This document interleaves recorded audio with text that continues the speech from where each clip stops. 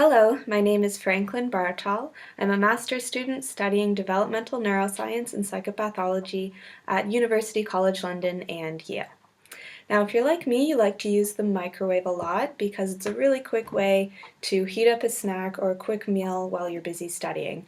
However, the microwavable meals and snacks at the grocery store tend to be quite expensive, and they also have a lot of added ingredients that you might not actually want to be eating. So today I'm going to show you how to make at home your own microwavable snack using very healthy ingredients that you can whip up in just a few minutes.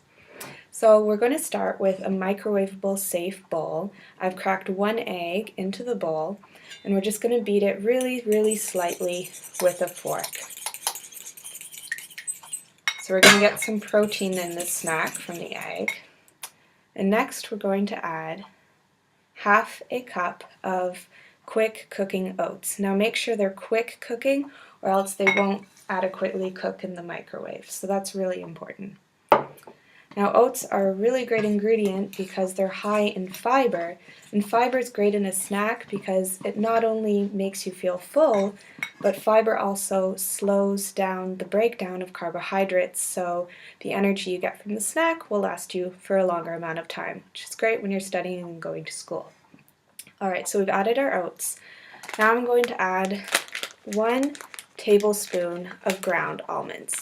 Now if you haven't used ground almonds before, it's quite fluffy. It's almost like a nut flour, and it's a really great way to add some protein to any mixture or dish, especially when you're baking. You can add just a tablespoon or so to your mixture, and this adds some protein and a nice nut flavor.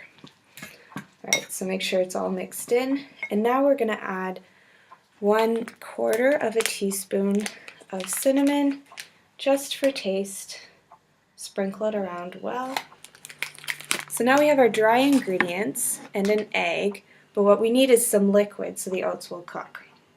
So I've chosen half a cup of skim milk, and this will add some vitamin D and some calcium, which is very good for your bones and your teeth. Now if you don't want to use milk, you can always use soy milk. That's a good substitute. It does the job and it's also very healthy for you. Alright, so mix those all together. So now we'd have a nice oatmeal dish, but if you want a snack, you usually want it to be sweet, so we're going to add some fruit. I've chosen half an apple, chopped quite small so that the apple bits will cook in the microwave, and I have 2 tablespoons of raisins. Now any kind of dried fruit would be actually very good in this dish. I find dates are very good. And these kinds of fruits all have a lot of fiber, which is again very good for a snack, and also they contain antioxidants, and the more fruit you have, the greater the variety of vitamins and nutrients you'll have in your dish. So here we have some vitamin C from the apples. We're going to mix these in. Alright, so if you like oatmeal on its own normally, then you can probably stop here and you're ready for the microwave. However, if you've tried oatmeal before and you found it quite bitter, then you might want to sweeten it a little bit, and I would recommend 2 teaspoons of honey. And this is a natural source of sugar rather than just directly adding sugar into the meal. Alright, so 2 teaspoons of honey is enough to sweeten it. And then you want to make sure everything's mixed together really well before you put it in the microwave.